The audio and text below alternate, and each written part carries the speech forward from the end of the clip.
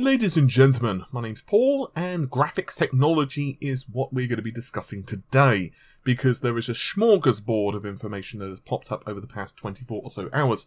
We're going to start out with the RX 500 series, specifically on the official specifications and performance they have leaked onto the internet, as they tend to do, and then we're going to be finalising the video with discussions of VR.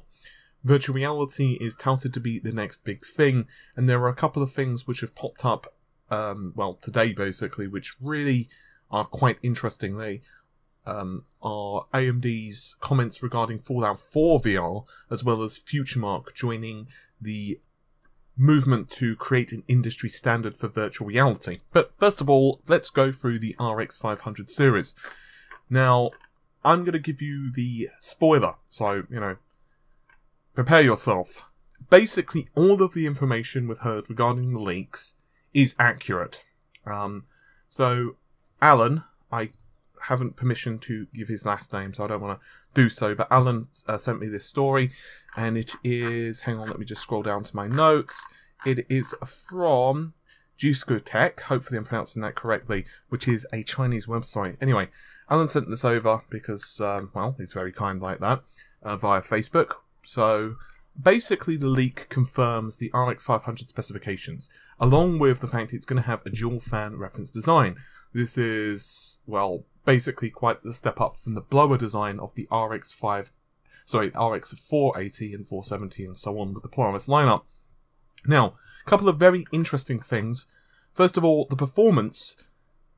One can clearly see that, well, they are comparing it to the GTX 970 and the RX 380X, which, by the way, we have reviewed in the past. Now, they are, of course, comparing it in a couple of games, Battlefield 1, Doom, Overwatch, and Resident Evil, as well as a couple other titles as well. Now, a couple of things. I've heard a few comments already asking me, well, dude, why not compare it against the 480? Why not? Well, honestly, this is not really designed as the card to prep you to upgrade or, tempt you to upgrade from an RX 480. I think, you could, I guess technically, but it's a side grade at best, very slightly up the mountain. So unless you can trick someone or get a really good eBay price, I would not suggest jumping from a 480 to a 580. But this is awesome for those who are still stuck on like an older generation card. So let's say you happen to have an R9 280 or maybe even a 290 and you're looking for perhaps slightly lower power consumption or something like a 380, then something like the RX 580 or 570 become a lot more viable. And of course, this also goes for Nvidia's line of cards as well. For example, the GTX 960 and 970s are still pretty popular with gamers. If you were to go through a lot of the reviews, for example, on a lot of games on Steam, you can quite clearly see that, well, a lot of people are saying, Bayonetta is running very smooth on their GTX 960 or whatever. And obviously that means that there's still a large contingent of gamers using those cards. So basically, this is saying, hey, this is the market we're going for. And although these slides aren't really meant for us, or, regular customers, they're meant for the press, it's basically to say to the press, hey, this is the market segment we're going for, just kind of remember that when you're reviewing the card. This is not supposed to be going up against like a GTX 1080 Ti. But anyway, I'm slightly getting ahead of myself. Yes, the clocks are exactly identical to what we've kind of expected. 1340 MHz boost for the 580, 36 compute units, sing it along with me everyone, and 8GB of GDDR5, which provides of course 256GB per second of memory bandwidth. The idea behind this, of course, is that the card is essentially going to replace the 480, but doing so in a way which doesn't really make you feel bad if you own a 480.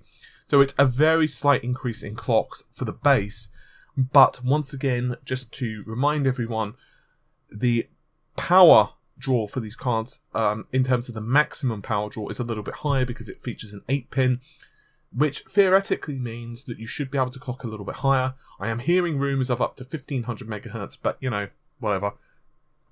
The 560 is, well, 1024 stream processors, which is a lot better than the 460, and the card will be offered up to 4GB of GDDR5 memory and clocked at 1275 MHz.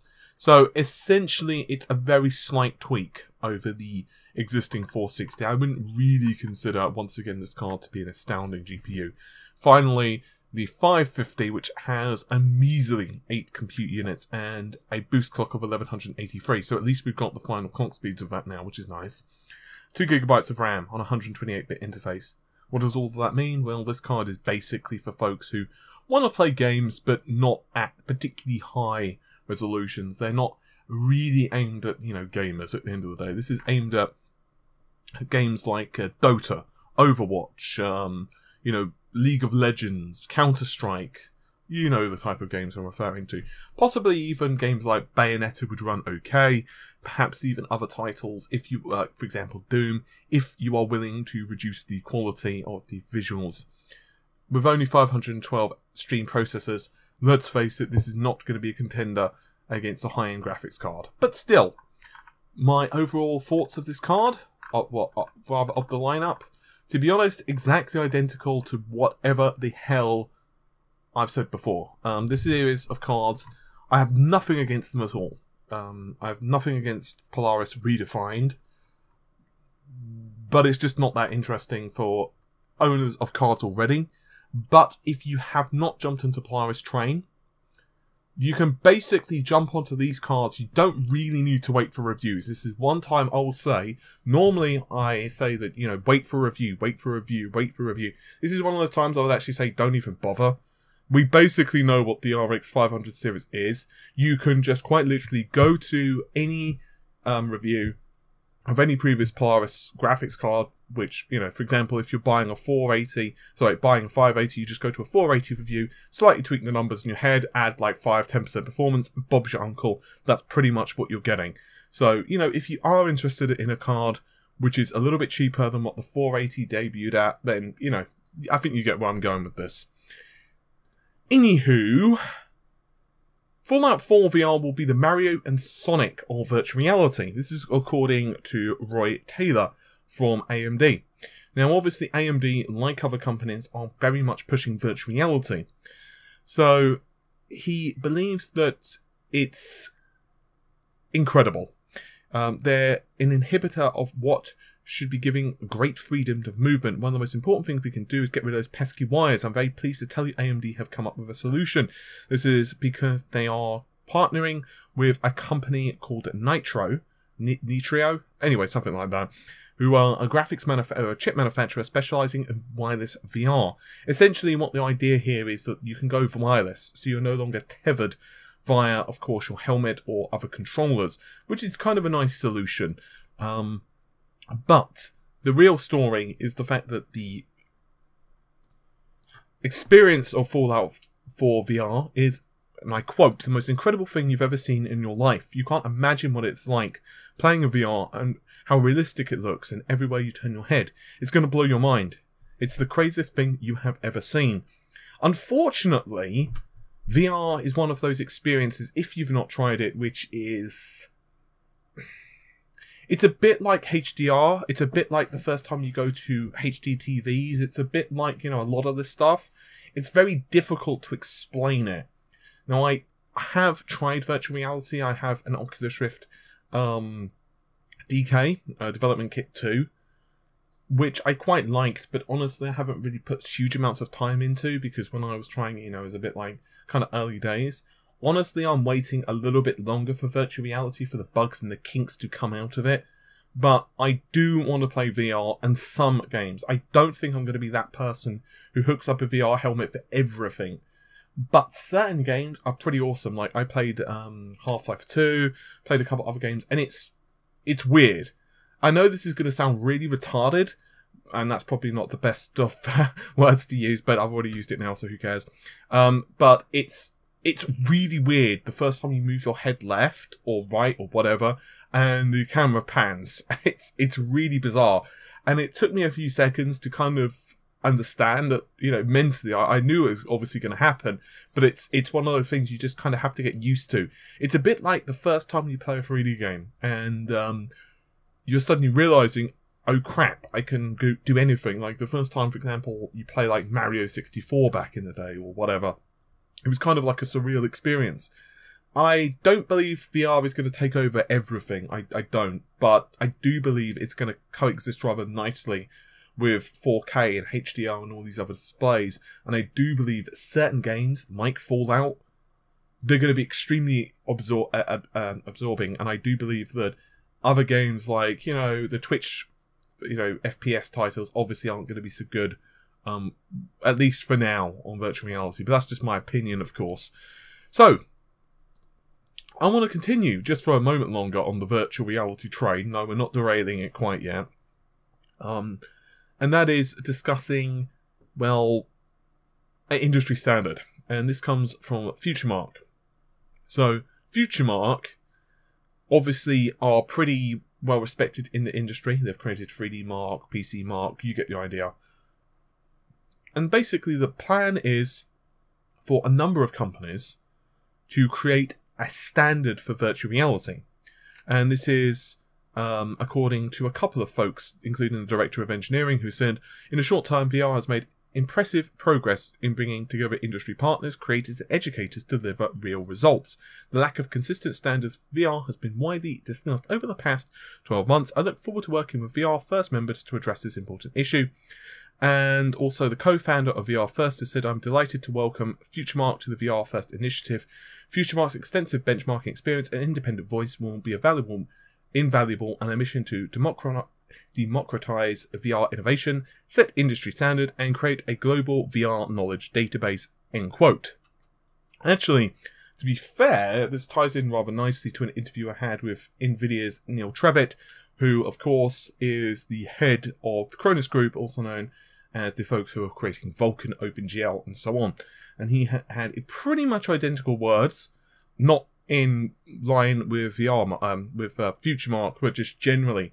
The issue is that, like, if you're developing a game, let's say, for example, you're developing a game, it's like there's no standard at the moment. So if you're creating a game for, let's say, Oculus Rift, and then, you know, John happens to release a VR headset 3 months later, you're screwed. Unless you're going to basically, you know, do a lot of work, there is no middleware. The middleware for porting games, it's just not good. It's just not a good situation.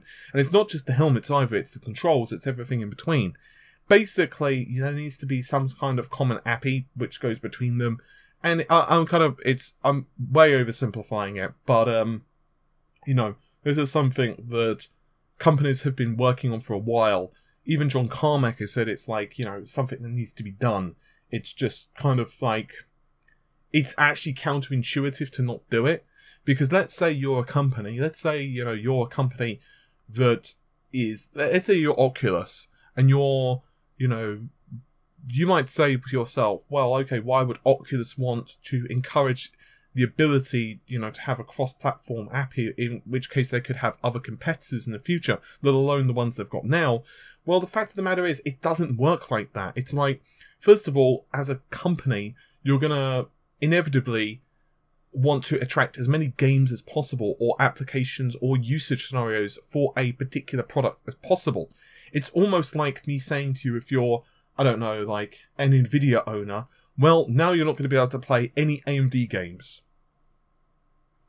Okay? How pissed would you be if suddenly, you know, an update, or, you know, suddenly Microsoft just released a update, and suddenly, you know, you couldn't play any titles on previous versions? Oh, sorry. I'm sorry, I couldn't resist that. My point being that there are, like, limits on, like, you know, what you can do. You can't just have it where you have, like, one set of folks who can play access to certain games, and other sets of folks who have access to another game, simply because of basically the display. That's essentially what you're doing. You're basically tying yourself into a display. So it's kind of like one of those things where they need to sort that out, because it also goes to controllers as well as, you know, movement sensors and God knows what else. So, you know, ultimately, and I've said this before and I'll say it a dozen more times, we are very early in the virtual reality race. Some of it comes to GPU performance. Some of it comes to, well, to be quite honest with you, the fact that developers are still getting used to it. And also the price, of course, is prohibitive for a lot of folks. Like, yes, you can play virtual reality with 480. Problem is, if the headset and co costs $700, then the fact that the GPU is like $250 doesn't necessarily preclude the fix your exclusion in it. I'm just saying that. Anyway, hopefully you've enjoyed the video. I'll see you soon. Take care. Bye for now.